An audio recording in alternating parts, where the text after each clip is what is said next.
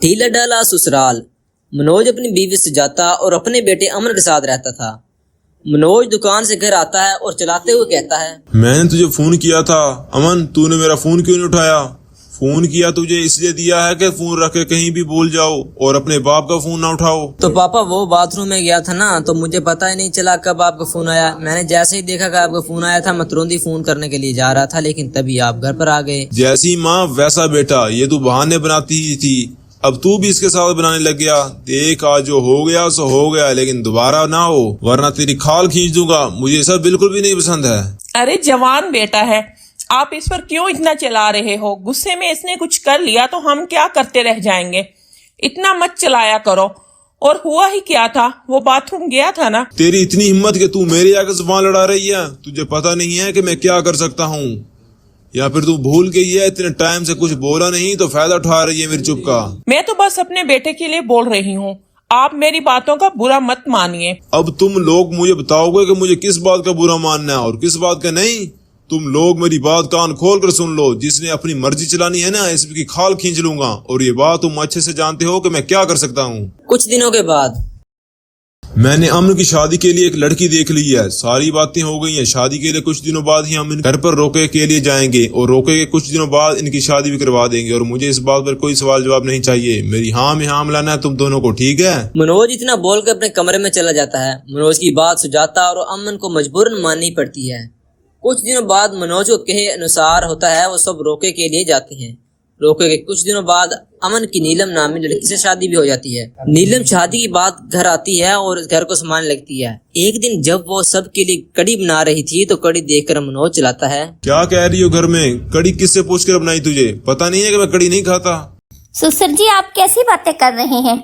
अगर मुझे पता होता तो मैं नहीं बनाती, पर आपको नहीं खानी तो इसका ये मतलब थोड़ी ना है कि हम भी ना खाएं। आप बता दीजिए आपको जो खाना है मैं वो बना दूंगी। मुझसे बदतमीजी नहीं। जो चीज मुझे पसंद नहीं है वो घर में बनना तो दूर आनी भी नहीं चाहिए, क्योंकि इस घर का मालिक मैं हूँ। इस घर में जो पैसे आते हैं ना वो मैं लेकर आता हूँ। माफ कीजिएगा पापा जी, आप जिस दुकान की बात कर रहे हैं ना, यहाँ से पैसे आते हैं। इस दुकान पर मेरे पति भी काम करने जाते हैं, तो आप ये मत भूलिए कि आप पैसे लेकर आते हैं। आप और आपका बेटा दोनों बराबर के पैसे लेकर आते हैं। कहीं ना कहीं आपका बेटा ही आपसे ज्यादा पैसे लेकर आता है। और वो दुकान क्या तेरे बाप ने दहेज में दी थी? वो दुकान भी मेरी है, मैंने ही इस दुकान को खोला है। अगर मैं नहीं खोलता तो तेरा पति नल्ला इधर उधर घूमता रहता। इसलिए घर में जो भी बनेगा, जो भी आएगा, सब मेरी मर्जी का होगा। किसी को अपना दिमाग चलाने की कोई जरूरत नहीं है। अपने ससुर का बर्ताव देख कर नेहा को बहुत ज्यादा अजीब लगता है, लेकिन वो उस समय में कुछ नहीं कहती और काम करने लग जाती है। कुछ दिनों बाद अमन से हिसाब में गड़बड़ी हो जाती है और उस बात का जब मनोज को पता लगता है तो वो बहुत ज्यादा गुस्से करने लगता है। नालायक, तुझसे एक काम ढंग से नहीं होता। तुझसे हिसाब किताब संभाला नहीं जा रहा। हमने तुझे पढ़ाया लिखा इसलिए कि तू हमारा नुकसान करे और हमारे काम में घाटा करवा दे। पापा मैं सब सही कह रहा था, लेकिन पता नहीं कहां से नाच का गुट्ठा इधर उधर हो गया। मुझे इस बारे में कुछ पता नहीं है। अगर मुझे पता होता तो मैं ऐसा क्यों कर पाता। तू बहाने बनाकर मुंह से बच नहीं जाएगा। ये जो तूने किया है ना, इसकी सजा तुझे जरूर मिलेगी। और जब तक सजा नहीं मिलेगी तब तक तुझे अक्ल भी नहीं आएगी। मेरी इतनी मेहनत से खोली हुई दुकान पर तू पानी फेरना चाहता है? रुक, आज तुझे मैं सबक सिखाता ही हूँ। इतना बोलकर मनोज अपनी बैट निकालता है और जैसे ही अमन को मारने के लिए आगे बढ़ता है तभी वहाँ नीलम आ जाती है। अरे अरे ये क्या हो रहा है? आप मेरे पति को इस तरह बेल्ट से क्यों मार रहे हैं? तेरा पति इतना निकम्मा है, ऐसे एक काम नहीं होता। हिसाब में गड़बड़ी कर दिया, पूरे 25 पैसे का नुकसान करवा दिया। अब 25 पैसे कहाँ से लाऊंगा मैं? क्या 25 पैसे? आप बस 25 पैसे के लिए मेरे पति को बेल्ट से मारे हो? और ये सिर्फ मेरा पति नहीं, आपका बेटा भी है। आप अपने बेटे को बेल्ट से कैसे मार सकते हो? तो यहाँ अपने पति की वकालत करने आई है? अरे एक एक पैसा जोड़ता हूँ मैं। घर को मैं चलाता हूँ, दुकान को मैं चलाता हूँ। तुम लोग तो बस मेरा नुकसान ही करवाते रहते हो। और अब तुम इसकी तरफदारी कर रही हो। मतलब इस फसाद की जड़ तो तुम ही हो। तुम ही ने मेरे बेटे का दिमाग टटोल लिया और इसको अपने वश में कर लिया ताकि इसका काम में ध्यान न लगे। पापा जी आप कुछ भी बोले जा रहे हैं, ये सब गलत है। अगर जिस घर में बच्चे ही खुश नहीं, इस घर में पैसों का नुकसान तो होगा ही ना। और मुझे नहीं लगता इस घर में आपके अलावा कोई और खुश है भी।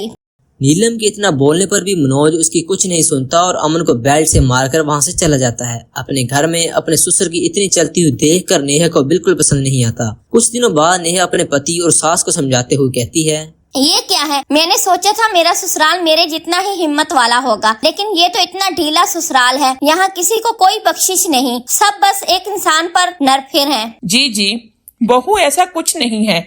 हम सब नरफिर हैं और हम इसलिए नरफिर हैं क्योंकि वो हमारे लिए इतना कुछ करते हैं और इनका पूरा हक है गुस्सा होने का। हमें भी तो कई बातों पर गुस्सा आ जाता है ना, इनका गुस्सा कैसे नाजायज हो?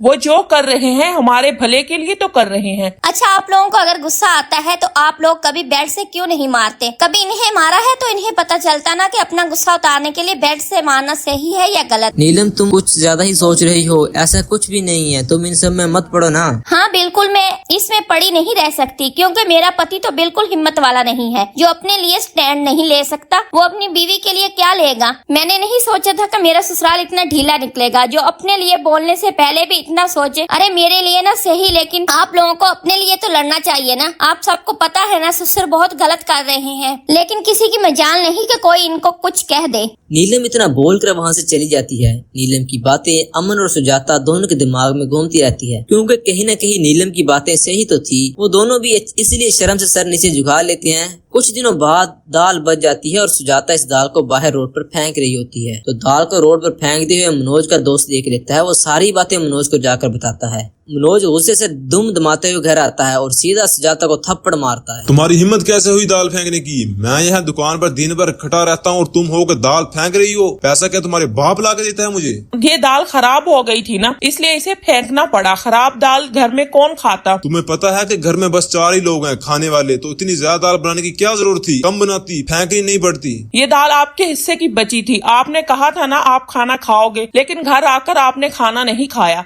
तो वो दाल बच गई और वो बाद में खराब हो गई, इसलिए मुझे इसे फेंकना पड़ा। तो तुम्हारे कहने का ये मतलब है कि वो दाल मेरी वजह से खराब हुई है? मतलब घर में जो नुकसान हो रहा है वो मेरी वजह से हो रहा है, ये कहना चाह रही हो ना तुम? नहीं, ऐसा कुछ नहीं कहना चाह रही हूँ। मैं बस आपकी बात का जवाब दे रही हूँ कि दाल हमारी वजह से नहीं बची, बल्कि आपने नहीं खाई थी। तुम दोनों माँ बेटे को कुछ ज्यादा ही चर्बी आ गई है ना। हाँ, घर में बहू क्या आ गई, तुम दोनों के तो पर निकल गए। तुम दोनों भूल गए हो कि मैं क्या हूँ। कोई बात नहीं, आज मैं तुम दोनों को याद दिला ही देता हूँ अच्छे से कि मैं हूँ क्या। मनोज सुजाता पर हाथ उठाने जा रही थी कि तभी अमन वहाँ आ जाता है और अपने पिता का हाथ उठाते हुए रोक लेता है बस पापा, बहुत हो गया। हम लोग बस आपकी इज्जत करते हैं इसलिए कुछ बोलते नहीं, लेकिन आपने हमारी चुप का अपने फायदे के लिए इस्तेमाल करना शुरू कर दिया। देख रही हो तुम्हारा बेटा कैसे मुझे जवाब दे रहा है। जवाब देने पर मजबूर भी तो आपने ही किया है ना। आपको हम लोगों की कोई कदर नहीं, बस हमेशा मैं ही करते रहते हुए। पापा, मैं आपकी बहुत इज्जत करता हूँ, इसलिए अब तक मैं चुप हूँ, लेकिन अब आपने हद पार कर दिया है। मैं बड़ा हो गया हूँ। माँ आपकी धर्म पत्नी है और आप हम दोनों की इज्जत ही नहीं करते, यहाँ तक कि आप अपनी बहू की भी इज्जत नहीं करते, और आप जानते हैं हम आपकी इज्जत करें। बस पापा, अब इससे ज्यादा कुछ नहीं हो पाएगा। अगर आज के बाद माँ या मुझ पर आपने हाथ उठाया तो अच्छा नहीं होगा। अपनी बीवी और बेटे से सवाल सुनकर मनोज का मुंह बंद हो जाता है और वो चुपचाप वापस अपनी दुकान पर चला जाता है, जिसके बाद मनोज कभी भी अपनी बीवी और बेटे से ऊंची आवाज में बात नहीं करता।